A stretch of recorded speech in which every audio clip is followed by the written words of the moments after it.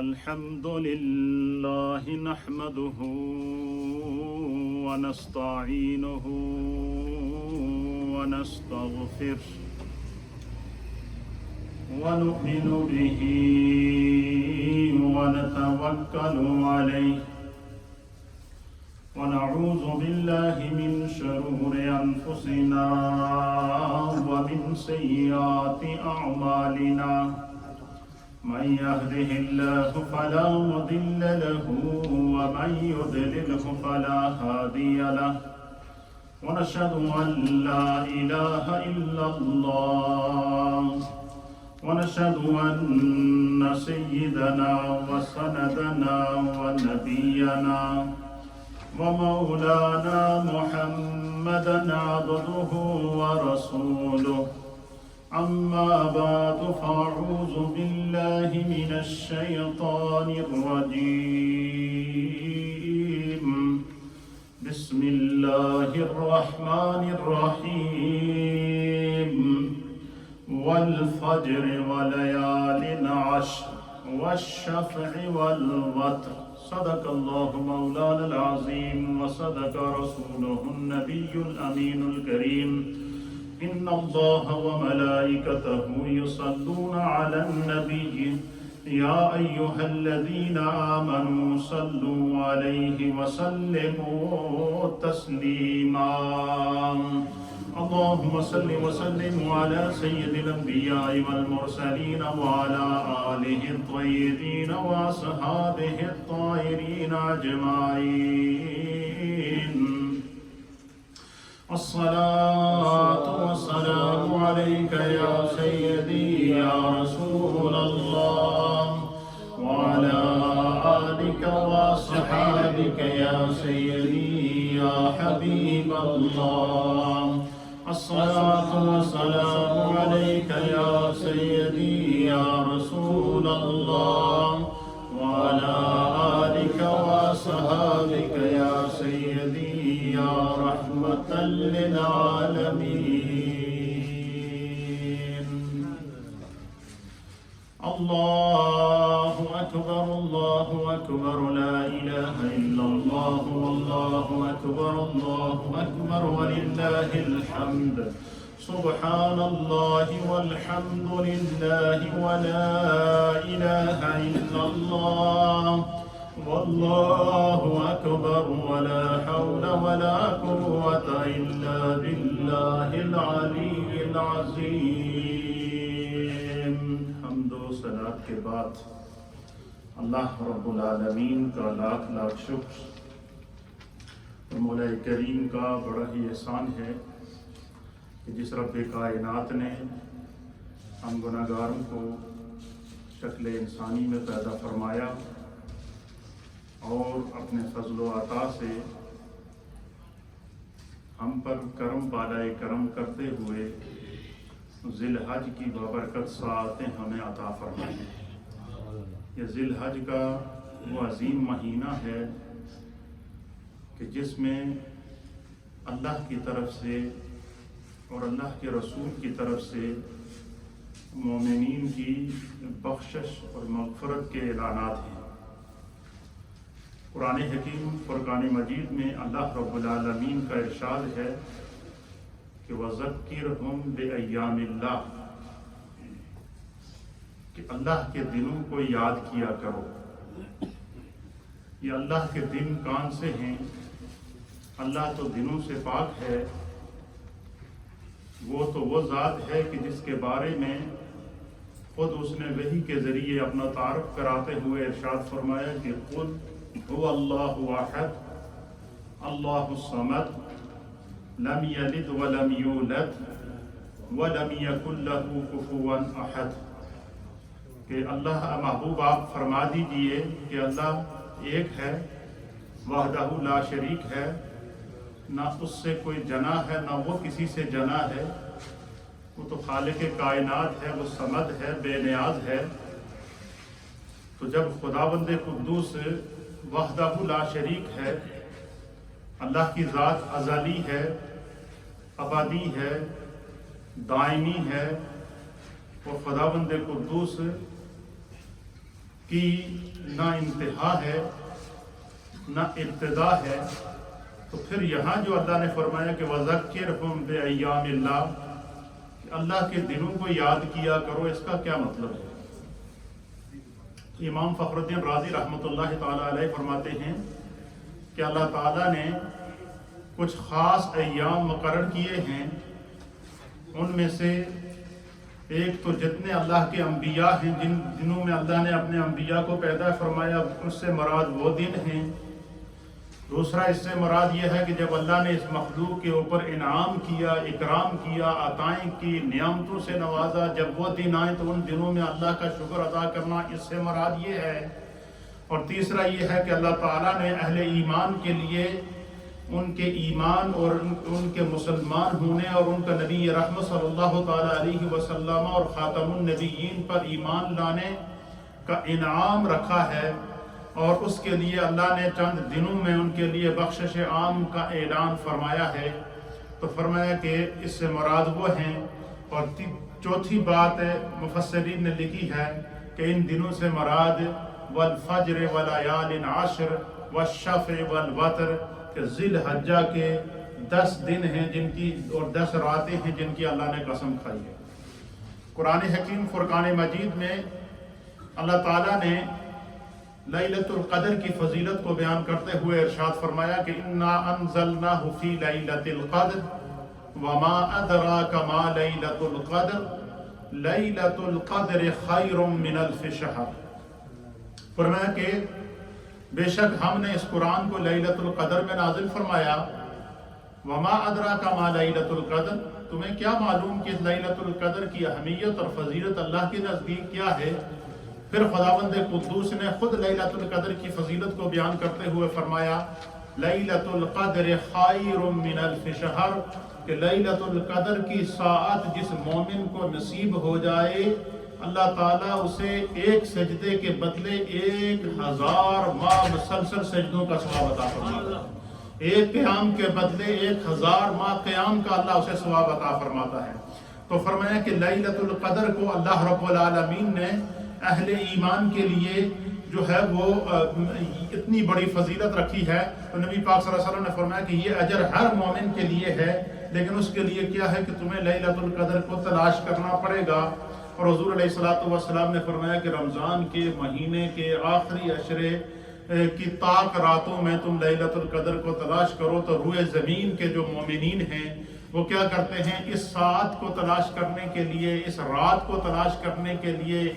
اس اجر کو پانے کے لیے وہ کیا کرتے ہیں؟ رمضان کا جو آخری عشرہ اعتکاف کرتے ہیں کہ یہ لمحہ ہمیں نصیب ہو جائے۔ اب دیکھیں، لیلۃ القدر کی فضیلت بتائی،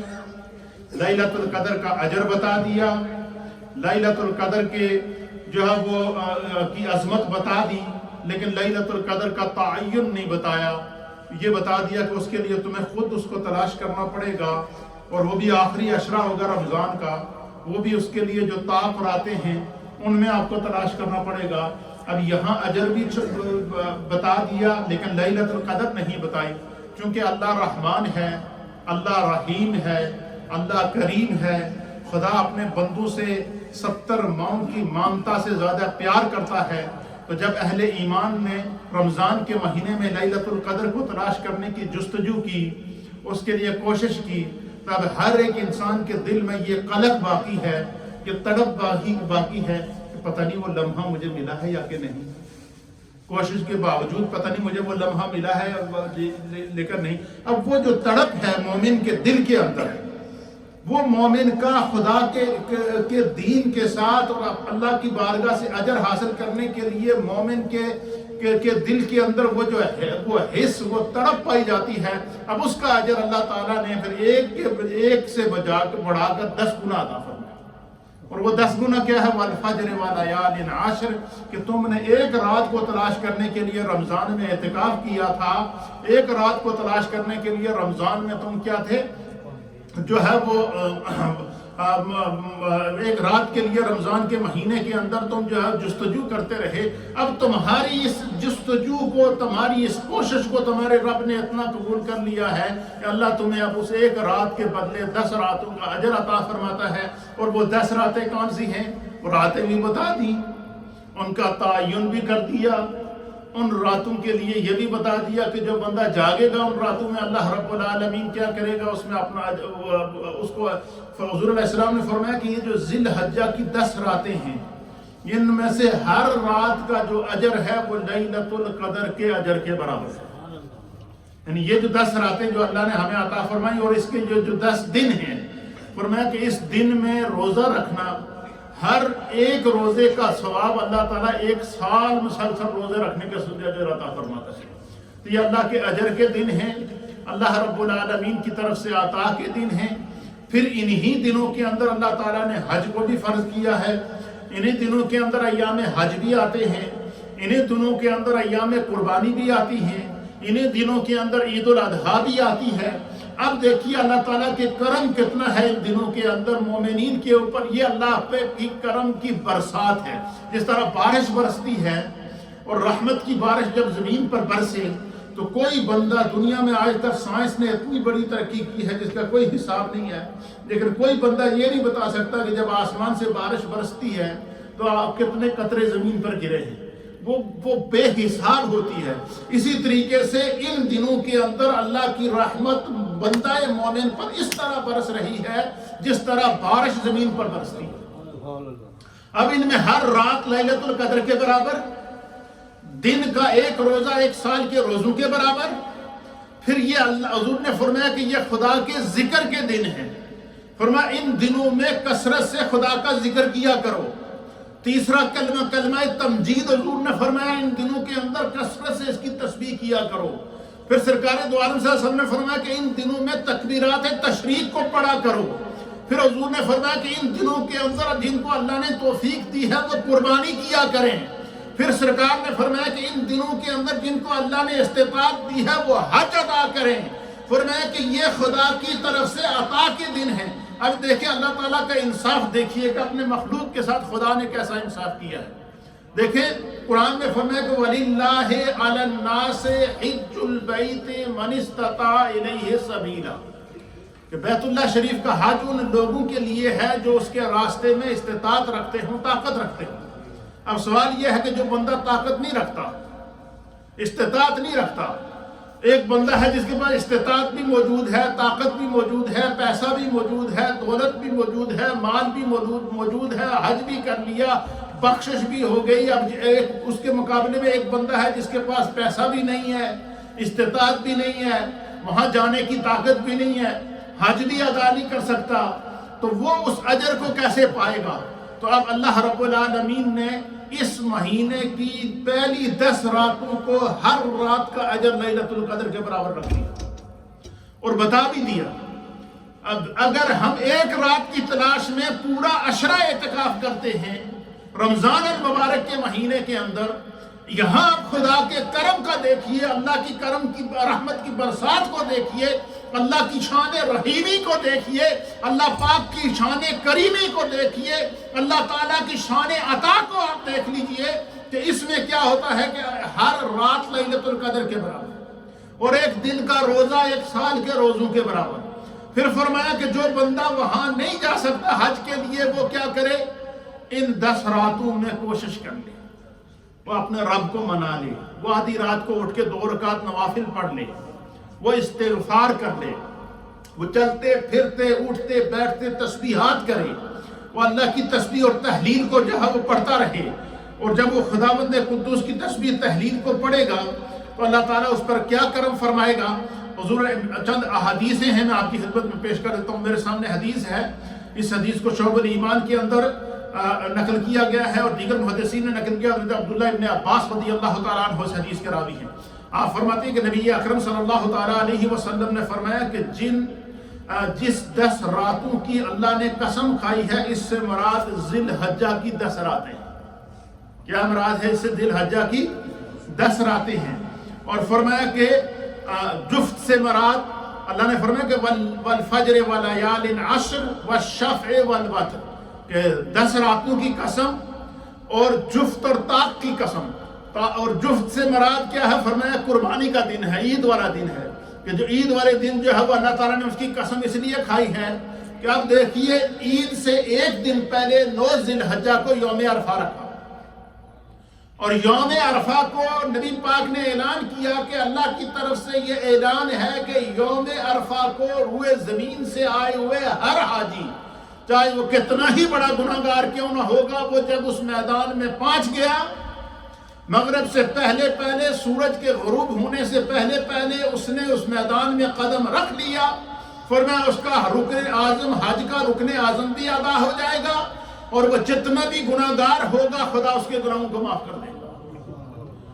اور فرمایا کہ جب میدان عرفات سے بندہ باہر نکلتا ہے،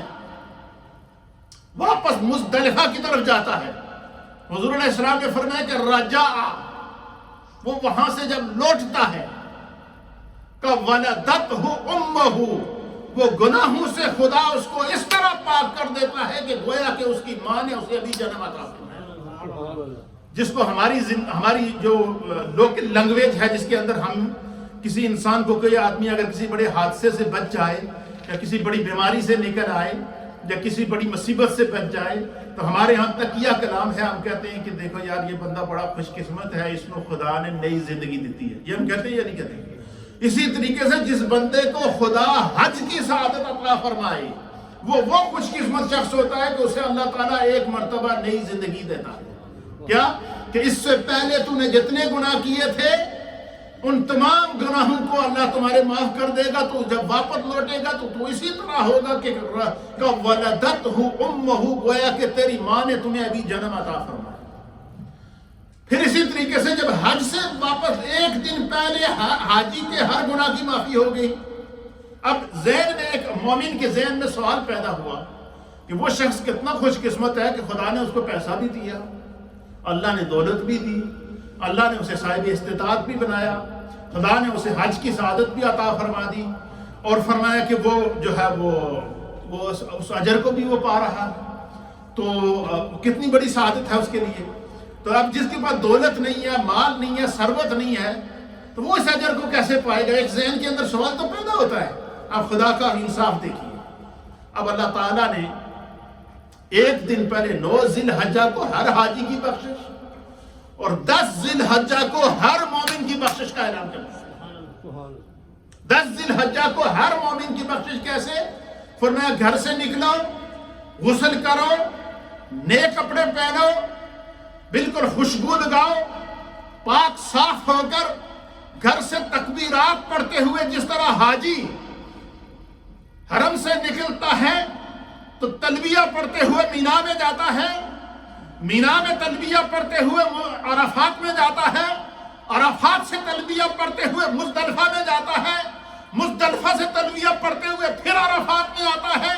پھر عرفات مزدلفہ سے تلبیہ پڑھتے ہوئے پھر مینا میں آتا ہے، اور مینا سے پھر تلبیہ پڑھتے ہوئے پھر حرم میں جاتا ہے۔ تو اس طرح حاجی کے ہر پورے راستے میں جہاں جہاں چلتا ہے لبیک اللہم لبیک کی صدا کو بلند کرتے ہوئے، خدا کا ذکر کرتے ہوئے، اللہ کی بارگاہ میں دعائیں پڑھتے ہوئے، تسبیحات پڑھتے ہوئے حاجی سفر کرتا ہے۔ فرمایا بالکل بے آئین ہی اسی طریقے سے وہ بندہ مومن جو حج کو نہیں جا سکا، فرمایا وہ نئے کپڑے پہنے، وہ غسل کرے، وہ خوشبو لگائے، وہ گھر سے اٹھے، وہ تکبیرات پڑھتا ہوا گھر سے نکلے، ایک راستے سے تکبیرات پڑھتا ہوا جائے، عید کی نماز ادا کرے، اس عید کے اجتماع کے اندر جتنے مومنین ہوں گے، اللہ کے حبیب نے فرمایا جس طرح خدا میدان عرفات میں حجاج کی بخشش کرتا ہے، اسی طرح عید والے دن آنے والے ہر مومن کی بخشش کر دی جاتی ہے۔